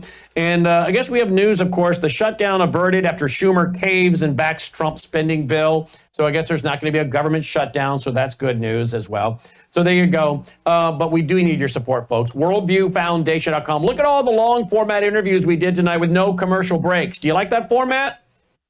You want to keep it going like that? We can. If you go to worldviewfoundation.com and make a contribution, please consider signing up for a monthly contribution. Hey, if you're making a monthly contribution, maybe consider increasing it. Some of you are doing that. My wife said there's a lot of people calling in and upping their monthly contributions. I'm like, are you kidding? She's like, no. They want to up their contribution. So thank you to all of you who give, and thank you to all of you who are giving more. You're actually upping your contributions. So thank you for that. All right. So thank you for your support. All right. Worldviewfoundation.com. Worldviewfoundation.com. Roll the music, boys. Let's call it a night. Dolly, do you want to come over and say goodnight? You've been so quiet tonight. You're waking up from a nap, stretching. Oh, you're stretching. Come here. You had a busy day, didn't you? What'd you do today? I went outside, came back in, went outside, came back in a little bit, took a nap. Been a busy day, hasn't it? All right, worldviewfoundation.com, worldviewfoundation.com. Have a great weekend, guys. May God save America. Take care.